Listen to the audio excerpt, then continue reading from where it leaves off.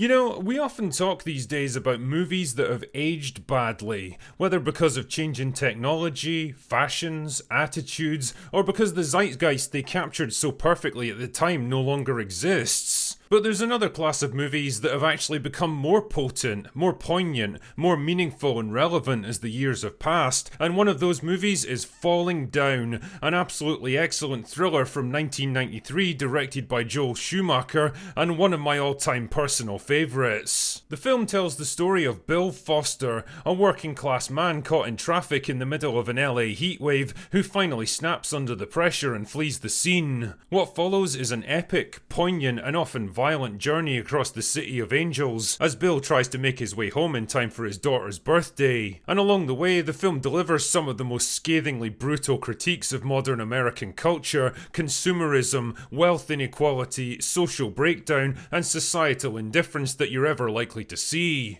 It's a film that I tried in my own clumsy way to review several years ago, and while I had a good stab at explaining why I found it so impactful at the time, there's a lot more I wanted to say about the deeper meanings and themes that the film addresses so well, and maybe even a few misconceptions that I'd like to tackle. And so, here we are, staring down the barrel of the closest I'm ever likely to get to a video essay. You might be bored to tears by this one, or you might just find it helpful and informative. I'm not really sure, to be honest, but I'm gonna give it a try anyway. So grab your whammy burger and let's get started. Part 1. The American Dream. To understand where this film and its main character are coming from, you need to understand the nature of the American dream and how it became the foundation of traditional American culture, basically symbolising everything the country aspires to and represents. Only then can you see how it became the framework for the great American lie that permeates every aspect of Falling Down. In broad terms, the American dream is the idea of upward mobility, a true meritocracy free from the constraints of oppressive class systems or government bureaucracy. America sold itself as the land of opportunity, a place where people could come from all corners of the world to make a fresh start, to carve out a new future for themselves, to stand or fall on their own merits. It was a world where even the average man could attain wealth, success and happiness with enough hard work, innovation, entrepreneurship and good old-fashioned can-do attitudes. And it represents a kind of unwritten contract between you and the rest of society, that if you just follow the rules, do the right thing, work hard and contribute, then you'll ultimately be rewarded. It's a noble idea to aspire to for sure, but like so many noble ideals, it's ripe for exploitation and corruption, which brings us neatly to the world of Falling Down. Part 2. A Hot Day. The movie introduces us to our main character Bill, who's stuck in heavy traffic because roadworks are holding everything up. And in fact, the idea of pointless and unnecessary roadworks holding up people's lives becomes a running theme throughout this movie, and it's great to see Bill's different reactions as he progresses. Anyway, at first glance, Bill seems to embody the essence of the American dream, a typical white-collar worker with a shirt and tie, a simple practical haircut and glasses, the kind of solid, dependable, middle-class guy you can imagine working some cushy office job in a small town in America, driving home each night to his family in a nice suburban house with a picket fence. What you find instead is that the American dream has become a nightmare. Bill's driving some shitty old car that barely even runs, the aircon's out, a fly is constantly annoying him, and he's surrounded by the sweltering heat and pollution of the dystopian LA hellscape. Everyone else around him is angry, frustrated and miserable because ultimately they're all in the same situation as him. All of them are toiling through heat and noise to work all day in jobs they hate just to make enough money to get through the month so that the whole thing can start over again. All of them have been sold the same lie, and these lies become a running theme throughout the movie, from the lowly convenience store owner who jacks up his prices to squeeze more money out of his customers, to the fast food chain advertising plump, delicious burgers only to serve up cheap, shitty food instead. The homeless man pretending to be a military vet to con sympathy money out of passers-by, to the construction workers doing unnecessary road repairs just to justify their budgets. All of them are symptoms of a broken system, a broken society that encourages greed, selfishness and waste, and all in the name of money. Everyone in this film is out for themselves. Nobody cares about doing the right thing or helping others or contributing to a grander ideal. The American dream corrupted and distorted into a dystopian, uncaring nightmare world that only Bill seems able to see. Take the scene in the fast food joint, for example, where Bill tries to plead his case to the terrified customers at gunpoint. You get the sense that he's really trying to make them understand where he's coming from, to help them see just how much they're being conned and fucked over by a giant corporation that could probably make way better food for them, but chooses instead to advertise a complete lie and deliver the bare minimum to maximize their profits. And it's interesting when he says this that everyone else just stares back at him like dumb, mindless cattle, and the only person in the whole restaurant who responds to his plea is a little kid, someone who hasn't been completely absorbed by the system yet. Or later in the movie, when Bill stumbles into a rich neighborhood while fleeing from the police, cutting his hand on a barbed wire fence and angrily lashing out at the family who live there.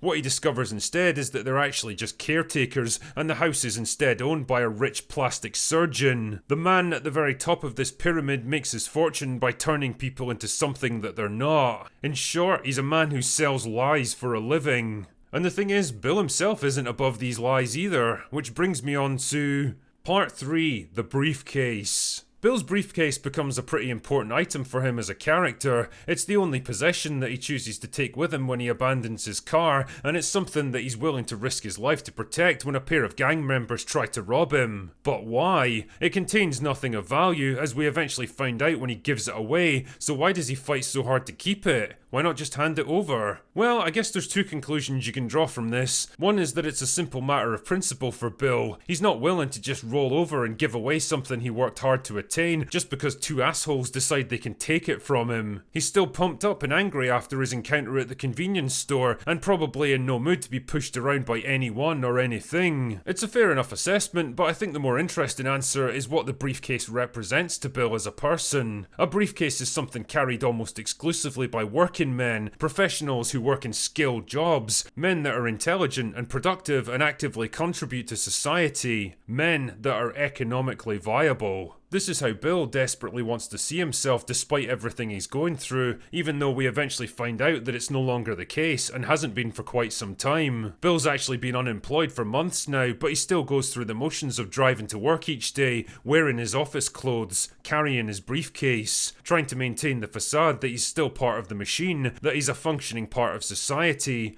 that he's still economically viable, lying to himself as much as the rest of the world's. The briefcase for him is more than what it contains. It's more than a piece of leather and metal. It's a symbol of everything that Bill chooses to believe about himself, the life that he once had and desperately wants back again. And it's interesting that he finally chooses to give it up to a homeless beggar after swapping it for a bag full of guns, because he recognises it's just as useless to that man as it is to him now. Bit by bit, he's letting go of the lies, letting go of the facade of the man he believed he was, and accepting the man he is now. And it's interesting how this is reflected in the weapons and clothes that he carries with him, and how they all follow a logical chain of events. His first encounter at the convenience store yields up a baseball bat, and without the baseball bat he wouldn't have been able to fight off the two muggers who tried to take his briefcase, which in turn yields up a butterfly knife that one of them drops, and without the butterfly knife he wouldn't have been able to take down the gun store owner, which in turn allows Bill to trade in his shirt and tie for more military style clothing, and his ultimate weapon to take out the hated construction crews blocking the freeway, the very thing that started this whole day for him. It creates a nice chain of because of storytelling instead of the dreaded and then. Bill has a bazooka to blow up the construction crew because he killed the gun store owner. He killed the gun store owner because he had a hidden butterfly knife. He had the butterfly knife because he took it from the two punks who tried to rob him. He was able to defeat the punks because he had a baseball bat. He had the baseball bat because he took it from the convenience store owner. And he was only in the convenience store because of the fucking roadworks that made him snap in the first place. Nice.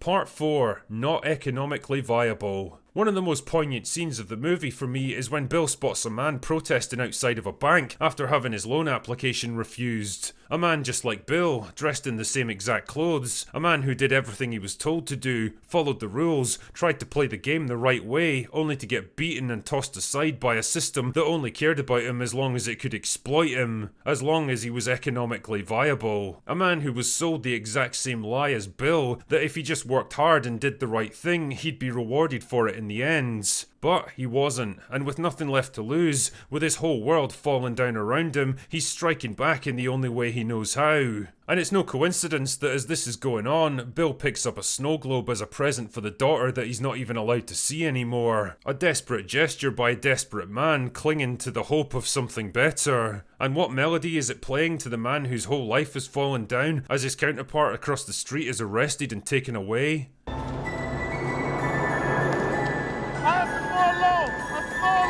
Jesus Christ, remember when movies had this level of thought and complexity put into them? Part 5, Prendergast. Bill's nemesis in this movie, and in many ways the flip side to his character, is Detective Prendergast with the LAPD, an aging cop on his last day before taking early retirement and heading to Arizona with his wife. An affable, soft-spoken man who avoids conflict, who took a desk job rather than walk the streets. Everyone sees him as kind of a pussy. He's disrespected by his co-workers, bossed around by his domineering wife, and even his captain makes no attempt to hide his disgust for the man. But as it turns out, he's the only one to connect Bill's various random crimes, and pretty soon he's hot on the man's trail. And it's interesting because the closer he gets to his target, the more Prendergast seems to come alive again, because he's finally back doing the thing that he's actually passionate about. Because the reality is that just like everyone else, Prendergast has been living a lie. Not only has he been lying to everyone around him, but he's actually been lying to himself. He took a desk job not because he was a coward, but to placate his unstable wife who couldn't handle him being in danger. He took early retirement and agreed to move to the middle of nowhere because it was what she wanted.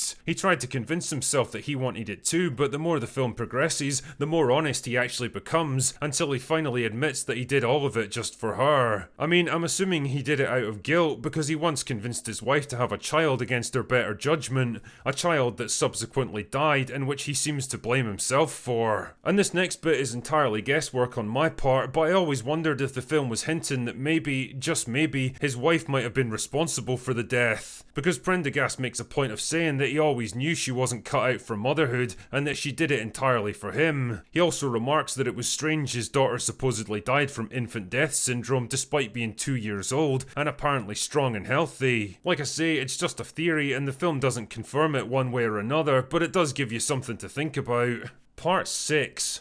Bill is everyone. You know, it's interesting how the discourse around this movie and its protagonist has changed over the years. The general perception of Bill at the time was that he was basically always a villain deep down, and the movie is all about gradually exposing him for who he really is, stripping away the lies that he tells about himself to show the violent, controlling man beneath. And the main thing they use to cite this are the revelations about Bill's past that gradually come out. That he's divorced, that his wife took out a restraining order against him, and that even his own mother is kind of afraid of him. A whole movie showing a frustrated Bill arguing with his wife is further proof that the idyllic life he wants to get back never really existed, and that the man must be living in some kind of delusion. I'll be honest though, I don't fully agree with that assessment. I think what you're actually seeing in that video is a marriage on the brink of collapse. Two people who no longer love or even like each other, trying and failing to put on the facade of happiness for the sake of their daughter, telling yet another lie in the hope they can make it come true somehow. Later in the movie, his ex-wife specifically mentions that Bill was never violent or aggressive towards her in any way, and that she was personally against the restraining order because she felt it was an unfair punishment that would do more harm than good.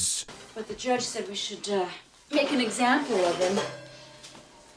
So he can't come within 100 feet of us. Well, that sounds fair. So basically Bill got screwed over by an uncaring system that saw him as just another case number to be dealt with, instead of an actual human being with a life, thoughts and feelings. And it doesn't take much imagination to infer that losing access to his daughter, coupled with the shame of a restraining order, put Bill on a downward spiral that ultimately unraveled his entire life. It's just another example of Bill doing what he was told to do, following the rules and putting his faith in a justice system that he was assured was fair and balanced. But just like everything else, it turned out to be a fucking lie, and the people that it hurts most are the dumb saps naive enough to trust it. It almost makes you wonder how many other people have been screwed over and had their lives ruined because some judge decided to make an example out of them. It's worth noting as well that Bill very much clings to the idea of being a good man, a decent citizen who isn't so much breaking the law as standing up for what he believes is right, pushing back against criminals who try to rob and even murder him, greedy corporations screwing over their consumers, unscrupulous businessmen hiking up their prices, and corrupt local governments making life miserable for their own citizens just to justify their own existence. He has a moral code that he abides by. He doesn't harm innocent people, and he reacts with anger when a convenience store owner mistakes him for a robber. He sees that as a complete insult because in his mind, he's not a criminal. He's just doing what he thinks is right. Another thing he clings to is the notion of being a proud American, a patriot, like he's appealing to some old-fashioned sense of shared national pride that nobody else around him seems to feel anymore. When a racist gun store owner mistakes his random crime spree for racially motivated attacks and assumes that they're like-minded individuals, Bill's reaction is one of pure disgust, again invoking the notion that he's American and this other guy is something very different. When he's cornered at the climax of the movie, he explains with a kind of weary pride that he used to work for the defense industry, helping to protect America, a noble profession that he believes should be rewarded, another lie that he was sold. On the other hand, a more modern interpretation of Bill from the big-brained individuals of today could best be summed up as, boo-hoo, straight white man is angry at the world because he doesn't have all of the privilege now. Pass me the world's smallest violin. Again, this is a flawed analysis because it misses the fundamental point that Bill is more than just the sum of his demographic parts. He's more than just the actor playing him. He represents every person who ever fell down and couldn't get back up again. Every person who followed the rules and did what everyone expected and got punished for it. Who did everything right and still got screwed over by a system that was stacked against them. Who spent their entire life striving for something better only to discover that they were not economically viable. Every person who bought into the great American dream only to be handed the great American lie. And I say this because I want to come back to the point I made at the beginning of this little essay, why this film is even more relevant today than it was in 1993. Well, I'll tell you why. In a world where the gap between rich and poor has never been wider, where kids are pushed into expensive colleges to get useless degrees that leave them with debts they can never hope to repay, where people are making six-figure salaries but can barely afford the rent, where the very idea of owning a home is a crazy pipe dream belonging to previous generations, where people are more angry, more isolated, more medicated, more exploited, and more overwhelmed than at any time in human history, where young people are quietly giving up on a society that blatantly doesn't care about them anymore, this movie is more relevant than it ever fucking was. That is what Bill represents. He's everyone, because everyone has the potential to end up just like him. All it really takes is one bad day. Anyway, that's all I've got for today. Go away now.